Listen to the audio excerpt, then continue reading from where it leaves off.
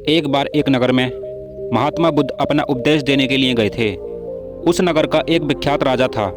वह गौतम बुद्ध के पास आया और उनसे बोला, बुद्ध, मैं आपसे मिलने से पहले एक निर्दयी और खूंखार सम्राट के नाम से प्रसिद्ध था।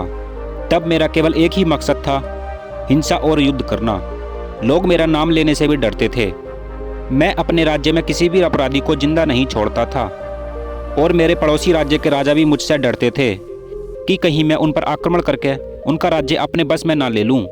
मेरा कोई भी शत्रु मुझ पर हमला करने के बारे में सोच भी नहीं सकता था। लेकिन जब से मैं आपकी शरण में आया हूं और आपका उपदेश सुनकर जिन अहिंसा के विचारों को मैंने अपनाया है, तब से लोगों के बीच मेरा भय बिल्कुल खत्म हो गया है और अपराधियों की संख्या भी बढ़ती जा रही है। रोजाना कोई न कोई नया अपराध सामने आ जाता है और पड़ोसी राज्य के राजा भी मेरे खिलाफ षड्यंत्र रच रहे हैं। बुद्ध, मैं आपके अहिंसा के विचारों को समझता हूँ, लेकिन एक राजा का कर्तव्य बनता है कि वह अन्याय के खिलाफ युद्ध करे, राज्य में होने वाले अपराध को रोकने के लिए अपराधियों को दंड दे। अगर मैं ऐसा करता हूँ तो हिंसा होगी, लोगों को दुख होगा, तो क्या ऐसा करना उचित है?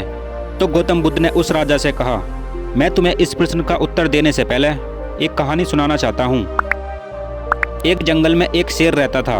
वह बहुत ही खतरनाक और आदमखोर था। जो भी व्यक्ति उस जंगल में जाता तो वह उसे मारकर खा जाता। लोग उस जंगल के पास जाने से भी डरते थे। एक बार एक भिक्षु उस जंगल के पास से गुजर रहे थे। वह एक बड़ा सा बरगद का पेड़ देखकर उसके नीचे बैठ गए। भिक्षु को बैठा देखकर वह शेर उनके पास आया। शेर को देखकर भिक्षुक बिल्कुल भी नहीं घबराए और वहीं बैठे रहे। तो शेर ने कहा, मैं एक बहुत खतरनाक जानवर हूँ, क्या तुम्हें मुझे देखकर डर नहीं लगता? तो भिक्षु ने कहा, मैं जीवन और मृत्यु से ऊपर उठ चुका हूँ, अब मुझे किसी भी चीज से डर नहीं लगता। भिक्षु ने शेर को उपदेश दिया, जो तुम कर रहे हो वह हिंसा है। तुम्हारे स्वार्थ के कारण लोगों की मृत्यु होना ठीक नहीं है।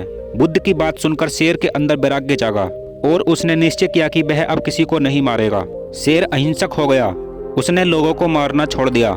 यह बात गांव में फैल गई तो लोगों ने उससे डरना ही छोड़ दिया। वह बेवजह उसे परेशान करते, बच्चे भी उसे पत्थर मारकर भगा देते। अब उसने अन्य जानवरों को भी मारना छोड़ दिया था। घास फूस खाकर वह सो जाता। वह बहुत कमजोर होने लगा था।